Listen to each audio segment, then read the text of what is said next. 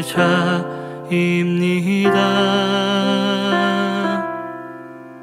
내가 서 있는 곳 어디서나 하나님을 예배합니다.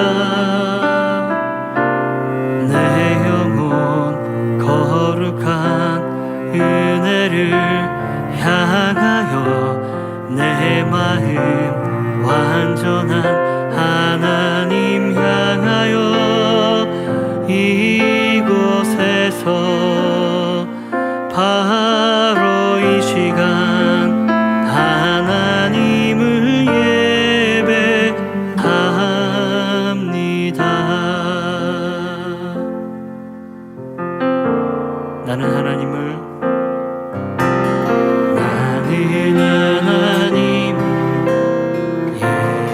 예배하는 예배자입니다. 내가 서 있는 곳 어디서나 하나님을 예배합니다. 내 영혼 거룩한 은혜를 향하여 내 마음 완전한 하나님 향하여 이곳에서 바로 이 시간 하나님을 예배합니다. 내 영혼 거룩한 내 영혼 거룩한 은혜를 향하여 내 마음 완전한 하나님 향하여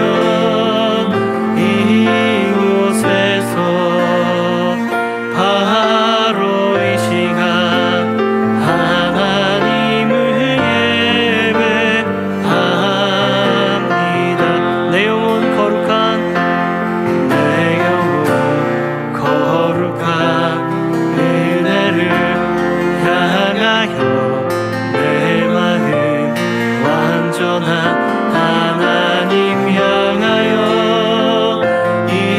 이곳에서 바로 이 시간 하나님을 예배합니다. 나의 모습 나의 소유 나의 모습 나의 소유 주님 앞에 모두 드립니다. 모든 아픔 모든 기쁨 내 모든 눈물 받아 주소서. 나의 생명을 드리니 주 영광 위하여 사용하옵소서. 내가 사는 날 동안에 주를 찬양하며 기쁨의 제물 되리. 나를 받아주소서. 어제 일과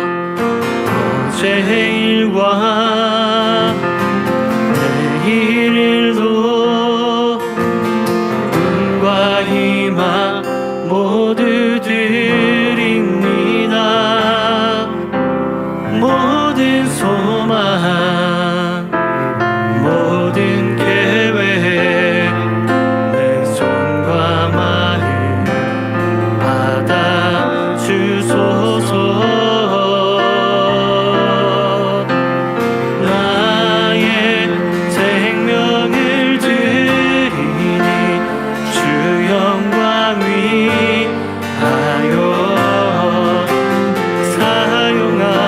사용하옵소서.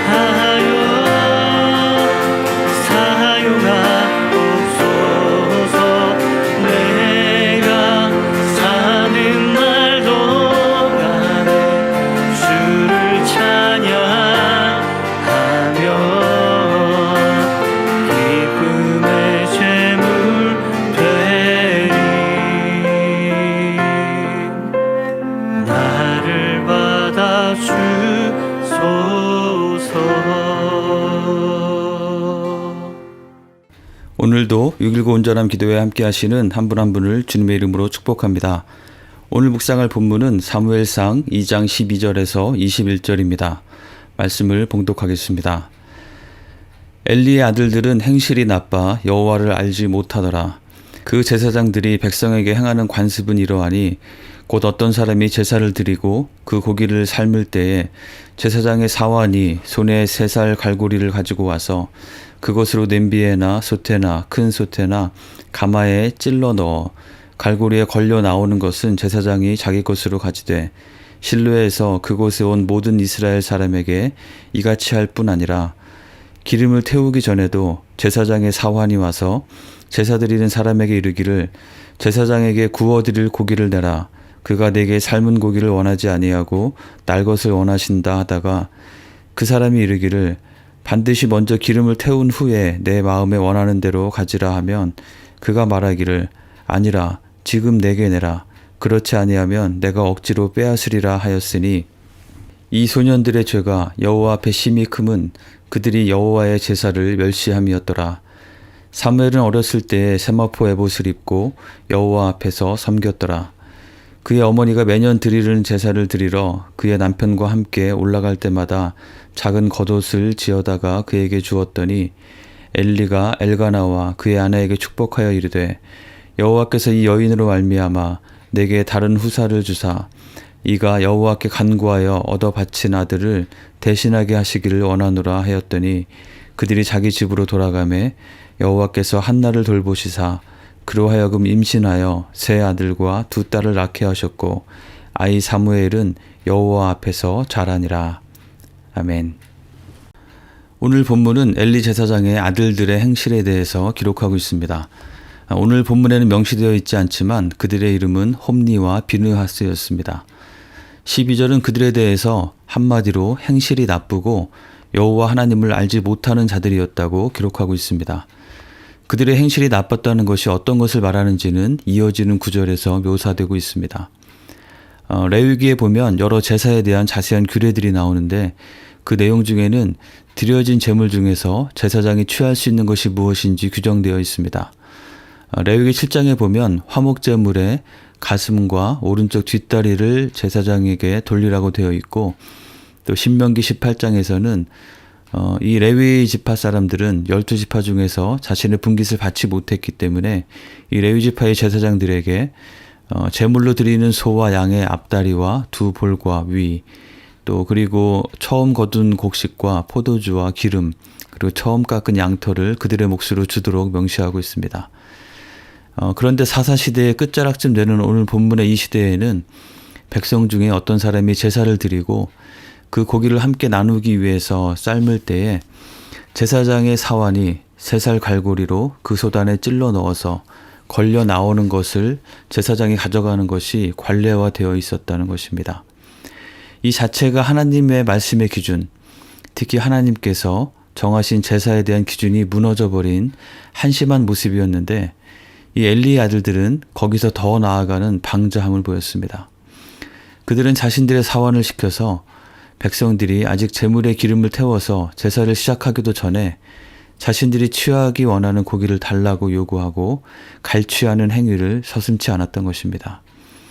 백성들이 아무리 그래도 일단 제사를 드린 후에 기름을 태워서 드린 후에 원하는 대로 가져가라고 말해도 지금 당장 내놓지 않으면 힘으로 빼앗아 가겠다고 협박하기까지 했습니다. 그들은 백성들이 여호와 하나님 앞에 나가서 제사하는 것을 무시하고 멸시함으로 여호와 하나님 앞에 심히 큰 죄를 범했다고 성경은 분명하게 기록하고 있습니다. 오늘 본문 이후에 이어지는 내용을 보면 그들은 그 정도뿐만 아니라 회막문에서 수종들던 여인들과 동침하는 만행을 저지르기까지 했습니다.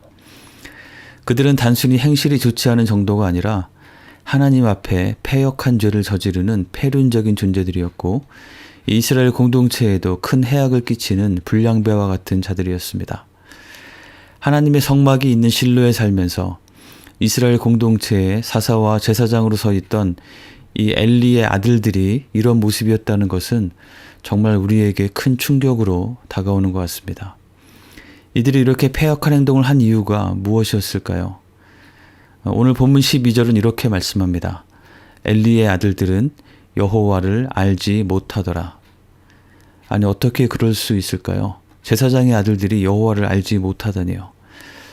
그들 또한 제사장으로서 일을 하고 있었는데 그들이 어떻게 여호와를 알지 못할 수 있다는 말일까요? 그런데 충격적으로도 오늘 본문은 그들이 제사장의 아들로 또한 스스로 제사장으로 성막의 일을 하면서 살던 그들이었지만 그들은 정작 하나님을 알지 못했다고 말씀하고 있는 것입니다.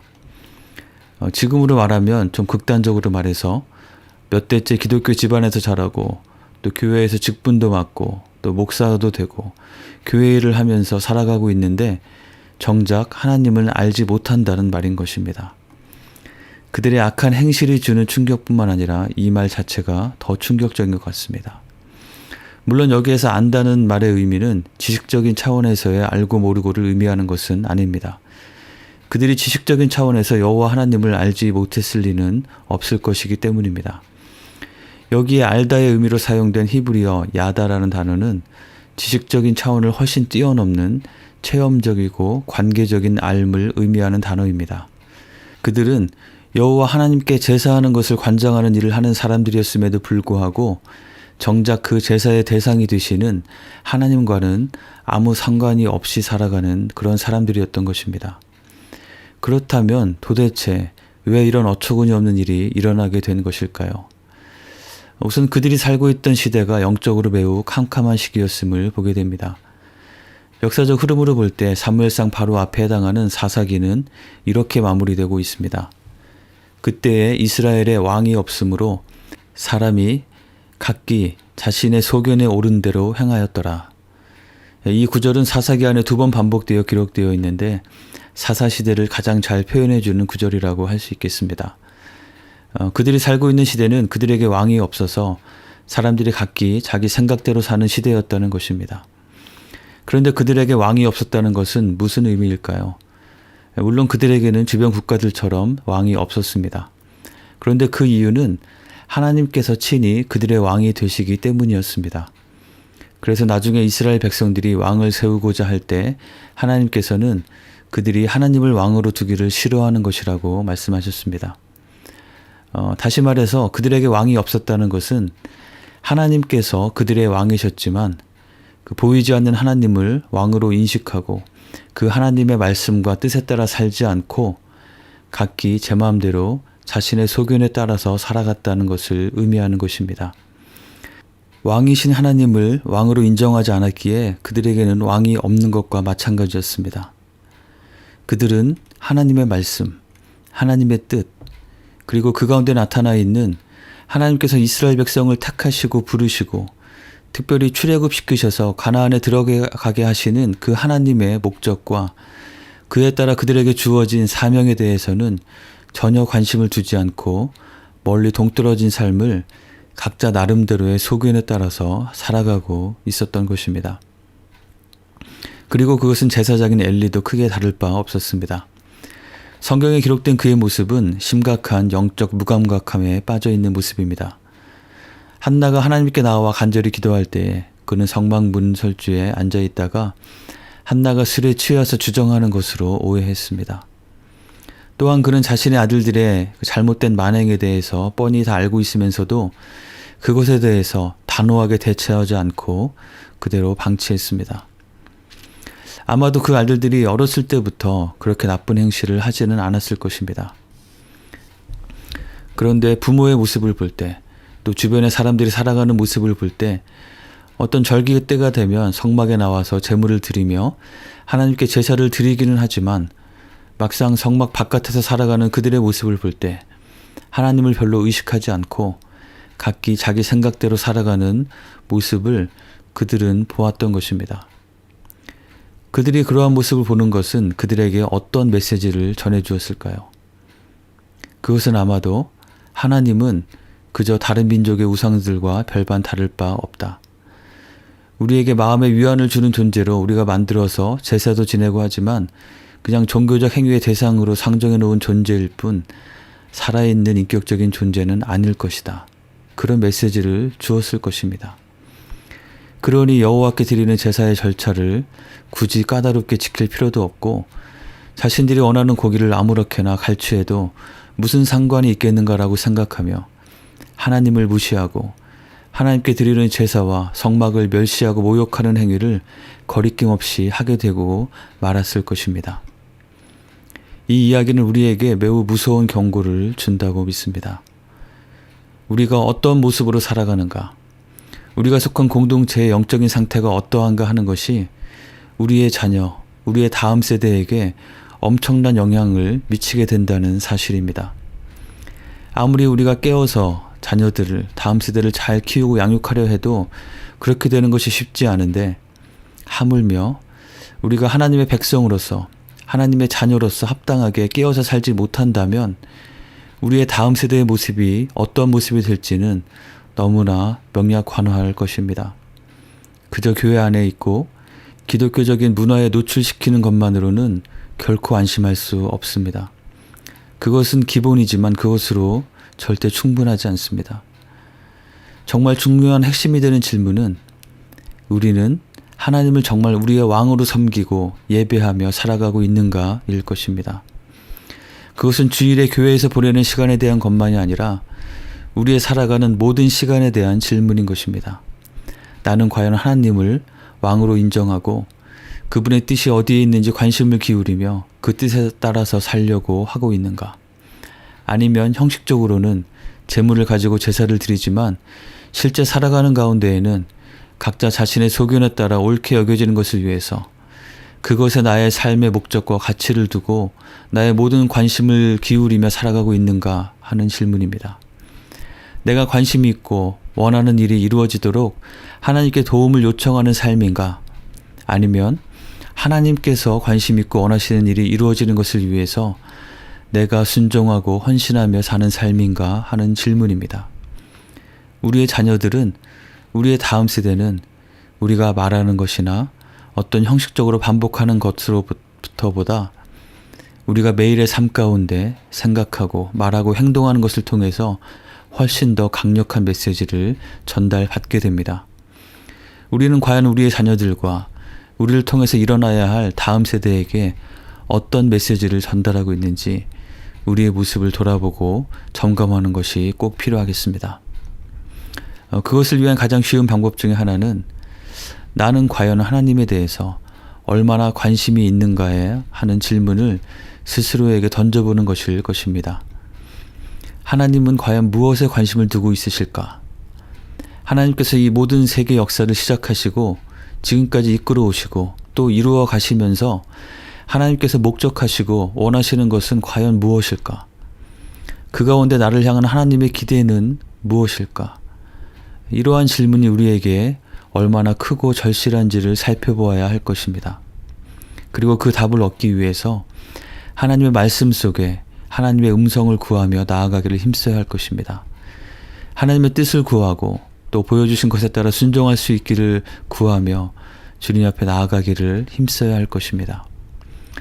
엘리의 아들들의 패역한 행동과 대조가 되는 오늘 본문 18, 19절에 기록된 어린 사무엘의 모습은 세마포 에봇을 입고 여호와 앞에서 섬기는 모습이었습니다. 그는 하나님을 살아계신 하나님으로 믿고 기도하고 하나님을 경험했던 그의 어머니 한나, 그리고 하나님께 서원한 대로 귀하게 얻은 아들이 자신만을 기쁘게 하는 사람이 아니라 하나님의 뜻을 이루어가는 일꾼으로 헌신되도록 자신의 인간적인 감정보다 하나님 나라를, 하나님을 더 앞세워서 정말 자신의 목숨보다 더 귀한 그 아들을 주님께 내어드린 그 구체적이고 실제적인 순종의 삶을 살았던 그 어머니 한나의 영향력을 받으며 하나님 앞에서 하나님을 바라보며 하나님을 섬기는 일을 하며 하나님을 알아가며 그 앞에서 자랐던 것입니다. 그가 입은 에봇은 출애굽기 39장에 기록된 제사장의 의복입니다. 정식 제사장 의복은 아니었겠지만 그는 하나님 앞에 나아가는 자로서 구별된 옷을 입었던 것입니다. 그리고 한나가 매년 드리는 제사를 위해서 실로에 가서 사무엘을 만날 때마다 작은 겉옷을 지어다가 주었다고 기록합니다. 사무엘은 하나님 앞에 서는 자로서의 에봇을 입고 그 위에 어머니의 기도와 사랑으로 지은 겉옷을 입고 자랐습니다. 그리고 그 옷의 크기가 점점 커지면서 그는 또한 그 캄캄한 이스라엘 공동체에 하나님의 말씀의 빛을 다시 비출 다음 세대로 무럭무럭 자라갔던 것입니다. 우리는 어떤 모습으로 하나님 앞에 서야 할까요? 어떠한 모습으로 우리의 자녀들과 다음 세대들에게 영향을 미쳐야 할까요? 엘리의 아들들의 손에 쥐었던 3살 갈고리를 더 크고 튼튼한, 그래서 큰 고기 덩어리가 잘 걸리는 것을 주기 위해서 힘쓰는 것이 아니라 사무엘의 몸에 입혀진 세마포 에봇과 겉옷을 전해주기를 힘쓰는 우리가 되기 원합니다. 우리 자신이 먼저 나의 원하는 것과 욕심을 이루기 위한 3살 갈고리보다는 하나님을 예배하고 하나님의 뜻을 받들어 섬기기 위한 세마포 에봇에 더 관심을 가지고 그것을 위해서 살아가는 우리가 되길 원합니다. 그럴 때에 우리의 삶을 통해서 하나님께서 영광 받으시고 우리도 또한 그 하나님의 영광에 참여하며 우리의 자녀와 다음 세대들에게 소중한 믿음의 유산을 잘 전달하는 참으로 복된 삶을 살아갈 줄 믿습니다. 그러한 삶을 살아가는 우리 모두가 되길 주님의 이름으로 간절히 축원합니다. 함께 기도하겠습니다. 오늘 말씀을 기억하며 기도하기 원합니다. 이 사사시대의 끝자락에 엘리 제사장의 시대에 살던 사람들은 여호와 하나님의 이름을 부르고 제사도 드리지만 심지어 제사장의 일을 하면서도 정작 하나님을 알지 못하던 모습이 그들에게 있었습니다. 하나님을 왕으로 섬기며 왕이신 하나님의 말씀과 뜻에 관심을 두지 않고 그 하나님의 뜻 가운데 나에게 주시는 부르심과 사명에 관심을 두지 않고 각자 자신의 소견대로 자신의 욕심대로 살아가던 그들의 모습은, 그리고 그 영향을 받은 그들의 자녀들의 모습은 정말 참담한 모습이었습니다. 우리로 하여금 하나님을 지금도 생생하게 살아서 일하시는 하나님, 지금도 우리에게 하나님의 마음과 목적과 뜻을 말씀하시고 우리를 있게 하신 그곳에서 그 하나님의 일하심에 동참하도록 우리를 부르시고 함께 하시는 그 하나님으로 여기고 체험적이고 관계적으로 하나님을 더 잘 알아가는 우리가 될 수 있도록, 오늘 하루가 그러한 하루가 될 수 있도록 함께 기도하기 원합니다.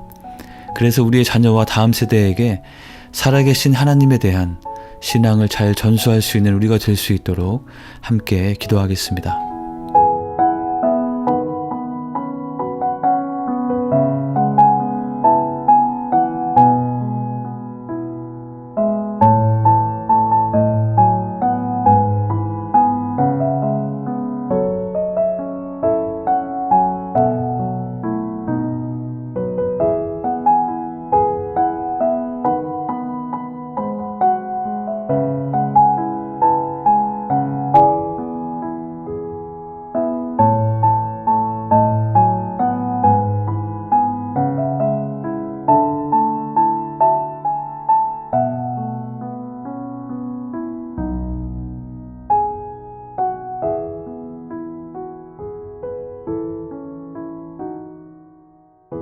우리 공동체의 지체들을 위해서 기도하겠습니다.